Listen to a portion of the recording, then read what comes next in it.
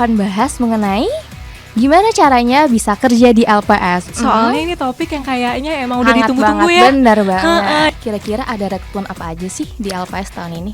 Akan melakukan rekrutmen yang cukup banyak jumlahnya. Kali ya, benefit apa aja sih yang didapat kalau misalnya kita jadi pegawai LPS nih? Nah, janjinya LPS untuk pegawai-pegawai LPS itu akan dapat apa gitu ya. Jadi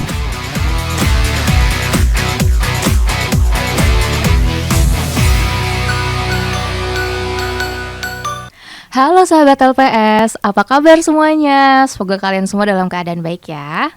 Sebelumnya aku mau ucapin selamat datang di LPS. tok.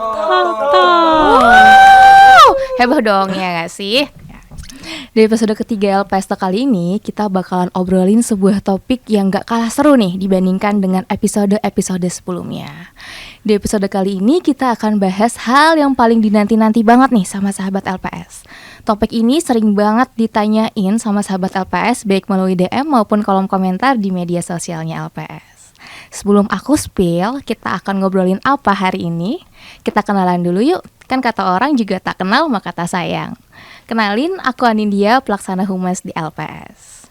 Buat sahabat LPS yang baru pertama kali mendengarkan LPS Talk, aku mau ucapin selamat datang dan selamat bergabung ya. Sahabat LPS juga bisa melihat episode LPS Talk sebelumnya di sini ya. Oke, sesuai janji aku tadi, aku kali ini mau spill nih, topik apa sih yang akan kita bahas sore hari ini. Nah, di episode ketiga LPS Talk kali ini, kita akan bahas mengenai gimana caranya bisa kerja di LPS. Wow! Tepuk tangan ya guys semuanya. Penasaran dong gimana sih caranya bisa kerja di LPS dan menjadi pegawai LPS seperti aku? Kurang seru nih kalau misalnya kita ngobrolin ini sendirian kali ya. Langsung aja nih, aku udah mengundang seorang narasumber yang yang siap lah mengupas tuntas semua tentang rekrutmen LPS di tahun 2023 ini. Langsung saja kita kenalan yuk sama Mbak Elva Yuanita atau yang biasa akrab disapa dengan Mbak Epe. Halo Mbak. Halo Andi, thank you banget ya udah diundang ya. Gimana Mbak perasaannya hadir pertama kali di ruang podcast LPS yang megah ini? Gila seru banget seru ya. Dan deg-degan Cindy, deg-degan banget. Cuman excited soalnya ini topik yang kayaknya emang udah Hangat ditunggu-tunggu banget, ya. bener banget. Jadi nggak sabaran juga sih pengen spill-spillnya gitu ya. Oke. Kan aku dengar-dengar nih LPS itu kan mau buka rekrutmen nih Mbak di tahun ini kan. Boleh di-spill sedikit nggak sih kira-kira ada rekrutmen apa aja sih di LPS tahun ini? Kasih tahu nggak ya? Aduh kalau spill kayaknya mendingan banyak sekalian gitu Dendi. Soalnya iya betul banget tahun ini sahabat LPS kita memang akan melakukan rekrutmen yang cukup banyak jumlahnya. Nah kenapa? Karena mengingat di awal tahun 2023 baru saja ditetapkan Undang-Undang Nomor 4 Tahun 2023 yaitu tentang pengembangan dan penguatan sektor keuangan. Nah dengan adanya undang-undang ini LPS sebetulnya mendapatkan mandat baru, tidak hanya menjamin simpanan nasabah di bank, tapi juga melaksanakan program penjaminan asuransi. Nah ini nih, dengan adanya mandat baru, challenge-nya adalah SDM-nya juga harus ditambah dong, ya nggak? Nah akhirnya dengan program rekrutmen ini kami mau mencoba untuk menjaring SDM yang kompeten. Sahabat-sahabat LPS juga boleh gitu ya, dan kita buka melalui langsung 2 jalur. Gila, yang pertama, pecah tahun ini nih. Pecah banget ya. Yang pertama adalah jalur professional hire. Nah ini untuk orang-orang yang memang sudah pengalaman, teman-teman dan sahabat LPS. Nah untuk yang satunya jalurnya adalah manajemen trainee. Nah untuk manajemen trainee ini tentunya fresh graduate juga boleh untuk apply menjadi pegawai di LPS. Nah kami menyebutnya atau kita di sini menyebutnya adalah program PCP. Begitu Di. Oke, kalau tadi kan BP bilang kita bakal buka rekrutmen lewat 2 jalur ya, Pro Hire dan PCP. Boleh dong dijelasin sedikit nih, mungkin teman-teman sahabat LPS masih pada bingung ya bedanya apa sih sebenarnya antara Pro Hire dan PCP itu sendiri Mbak? Oke, iya betul juga ya Andi ya. Jadi untuk PCP dan Pro Hire ini bedanya adalah mungkin pertama aku jelasin dulu ya kalau program PCP itu apa. program PCP itu tadi aku udah sebut-sebut tuh adalah program manajemen trainee. Nah, ini bisa diikuti oleh fresh graduate dari universitas di Indonesia maupun di luar negeri gitu ya. Yang Dari penting Sabang sampai Merauke? pastinya gitu ya. Dan ini memang program yang dibentuk oleh LPS untuk menjaring bibit-bibit unggul fresh graduate tentunya untuk dididik menjadi insan LPS yang handal. Mantap. Catat ya.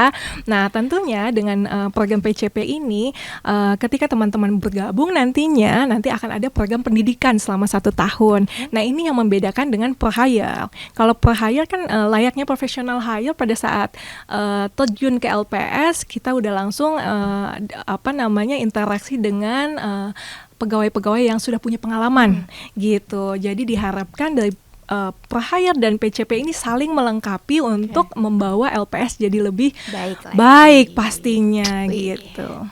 Ini kayak kabar segar ya buat para netizen-netizen yang udah berisik gitu ya dari kemarin nanyain kapan sih LPS buka rekrutmen gitu kan.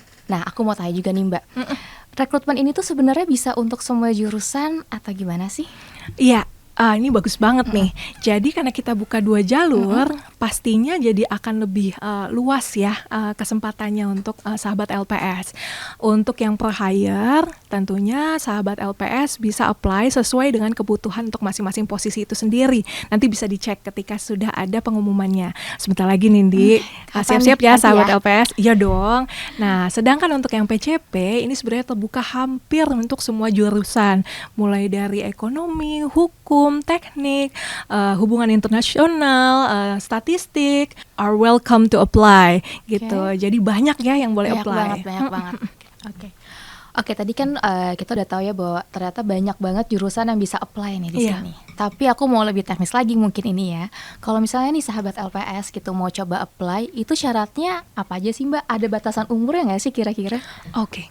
Baik, jadi untuk kedua jalur rekrutmen yang tadi sudah kita bahas itu nanti dua-duanya kebutuhannya sama-sama minimal S1. Minimal S1 Nindi. Nah, sahabat LPS untuk jenjang pendidikannya kalau S1 tentunya itu sama, tapi untuk usia itu agak beda. Nah, untuk PCP maksimal usianya pada saat apply 25 tahun. Itu memang di ketentuan di internal LPS demikian untuk program calon pegawai LPS. Nah, sedangkan untuk per hire nanti akan beda-beda sesuai dengan kepangkatan yang dibutuhkan. Nah, nanti teman-teman bisa lihat atau sahabat LPS bisa lihat info lebih lanjutnya pada saat pengumuman sudah dibuka. Oke.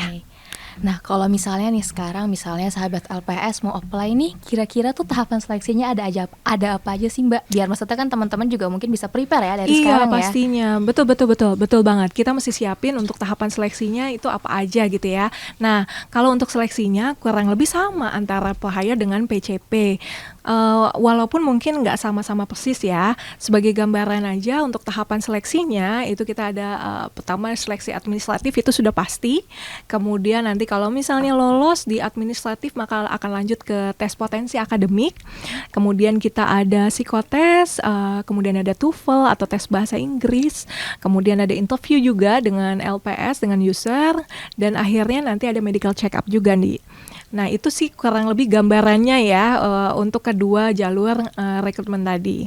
Nah, di sistem seleksinya ini sistem gugur ya Andi dan sahabat LPS. Jadi kalau nggak lolos di satu tahap ya nggak bisa lanjut ke tahap berikutnya. Jadi teman-teman sahabat LPS mesti siapin loh.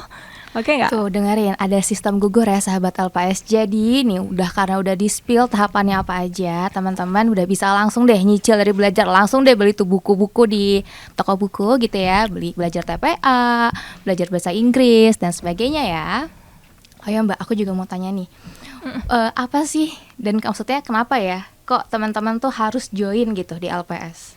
Oke, pertanyaannya kenapa enggak ya Ndi? Aduh, LPS ini, sahabat LPS ini satu-satunya lembaga yang fungsinya menjamin simpanan nasabah dan sekarang nambah jadi menjamin polis asuransi. Artinya apa? Dengan mandat baru ini LPS selama perjalanannya 17 tahun dan sekarang mau 18 tahun ya. Ini sudah sangat dipercaya sama nasabah, sama masyarakat Indonesia. Dan ini adalah lembaga satu-satunya di Indonesia, nggak ada saingannya, nggak ada lawan ya. The only one ya. The only one. Jadi kalau misalnya mau sahabat LPS mau belajar tentang asuransi, banking, itu juga pas banget buat belajarnya di LPS gitu. Tuh dengerin, kapan lagi kalian bisa jadi part of perjalanan LPS membangun negeri. Gila keren banget bahasa gue. Tepat semuanya. Wow, jadi ilmu yang nanti bakalan teman-teman dapetin tuh kalau misalnya sebagai jadi pegawai LPS ya, itu adalah ilmu yang sangat-sangat spesifik banget nih. Selain itu boleh nggak sih Mbak di-spill dikit-dikit kali ya, benefit apa aja sih yang didapat kalau misalnya kita jadi pegawai LPS nih? Pasti yang paling tanya-tanya deh di nanti-nanti. Ini kupingnya udah pada deket nih. Ya dong Mbak. Oke. Jadi kalau untuk benefit LPS sendiri sebetulnya kami punya yang namanya Employee Value Proposition. Ini adalah janjinya LPS untuk pegawai-pegawai LPS itu akan dapat apa gitu ya. Jadi pegawai LPS kerja dengan bagus, komitmennya juga kenceng. And then yang dijanjikan oleh LPS itu untuk pegawai ada yang namanya LEAD. LEAD ini singkatan yaitu learn, kemudian empower, kemudian advantageous, nah ini penting nih, advantageous, dan D-nya adalah deeper connection. Nah dengan adanya learn, ini LPS menawarkan berbagai macam kesempatan untuk belajar. Mulai dari program beasiswa, kita ada program beasiswa, kemudian ada program magang ke instansi lain, kemudian juga ada yang namanya pelatihan-pelatihan. Itu setiap tahun banyak sekali pegawai-pegawai LPS yang diberangkatkan untuk belajar seperti itu ya. Kemudian untuk advantage-nya ada bantuan kesehatan tentunya, kemudian ada subsidi bunga pinjaman. Wih seru banget ya. Milenial gemes nggak sih? Udah mulai gemes nggak?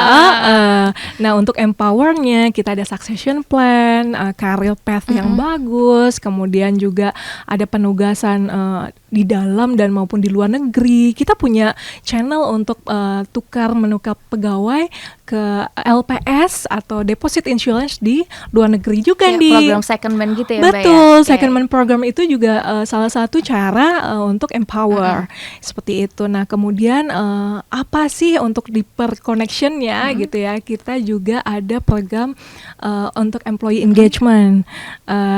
Pasti udah pernah dong diajakin untuk outing sama-sama, healing sama-sama. Dan kita juga punya banyak klub-klub olahraga atau hobi yang bisa diikuti di LPS ini, ya kan? Nah, jadi itu teman-teman, sahabat LPS semuanya. Jadi kalian tuh udah nggak perlu lagi deh bayar mahal-mahal ke gym. Masuk aja jadi pegawai LPS, bisa ikutin semua klub olahraga yang ada. Dari lari, zumba, yoga, dan masih banyak lagi. Golf juga ada loh, Ndi. Oh, nice banget kan. Kapan lagi coba ada, nggak sih? Oke Mbak, selanjutnya nih. Kira-kira kalau misalnya kita nih mau jadi pegawai LPS, hal apa aja sih yang perlu kita siapin nih? Yang perlu disiapin, nice, ini berat nih. Yang butuh disiapin, karena kita punya LPS ini punya mandat yang memang spesifik dan penting loh untuk perekonomian ya, untuk menjaga stabilitas sistem ekonomi atau perbankan di Indonesia. Jadi memang dibutuhkan motivasi. Jadi yang perlu dipersiapkan tentunya yang pertama adalah motivasi dan alasan yang kuat ya untuk join dengan LPS. Karena kalau motivasinya sudah kuat, pasti persiapan untuk ngikutin jalannya, untuk journey-nya di LPS, untuk belajar, untuk berkembang itu juga jadi lebih mantap. Seperti itu. Ya, dan tentunya juga akan enjoy, itu penting banget. Jadi walaupun misalnya amanatnya besar, tapi kita juga dengan senang hati loh menjalaninya kan. Betul, itu kali ya. Iya. Nah, sebelum penutup nih Mbak. Terakhir nih. Udahan ya. Durasi. Boleh. Tenang aja, nanti kita ada episode selanjutnya ya. Nih, ini yang paling penting sebenarnya Mbak. Kapan sih teman-teman sahabat LPS bisa mulai apply rekrutmen ini? Ini sebetulnya ya yang paling gemes banget ditunggu ya. Jadi semua sahabat LPS kalau mau jadi bagian dari LPS melalui program rekrutmen ini, pantengin deh tuh sosial media, karena dalam waktu dekat kita di bulan Juli ini akan segera buka pengumumannya, Ndi. Jadi pastinya ya stay tune aja di media-media sosial LPS supaya nggak ketinggalan infonya, ya nggak sih? Betul. Sayang banget loh kalau misalnya kalian kelewatan. Harus nunggu tahun depan lagi. Itu pun kalau ada, ya nggak sih? Iya, Tiap bulan tahun nggak sih, ya kan? Betul. Bulan Juli tinggal berapa minggu? sehari gitu. Jadi tunggu, ini udah saatnya Benar. untuk siapin. Ya, siapin deh CV-nya, Betul. kelengkapannya semuanya. Sahabat LPS, udah denger kan tadi kita udah kupas tuntas nih tentang rekrutmen LPS di tahun ini. Banyak banget insight-insight dan informasi-informasi penting terkait dengan rekrutmen ini yang bisa teman-teman jadikan acuan gitu ya untuk mempersiapkan diri mengikuti rekrutmen LPS di tahun 2023 ini. Jangan lupa juga untuk sering-sering cek media sosialnya LPS. Kenapa? Karena informasi seputar rekrutmen ini akan kita publish semuanya di media sosialnya LPS. Sebelumnya aku mau ucapin terima kasih banget buat Mbak Epe karena udah ngeluangin waktunya sore hari ini ya. Sama-sama Nindi, makasih juga diundang. Ditunggu ya sahabat LPS. Aku juga mau ucapin terima kasih banyak untuk sahabat LPS yang sudah mendengarkan LPS Talk episode 3 kali ini. Jangan lupa ditunggu untuk episode-episode selanjutnya ya.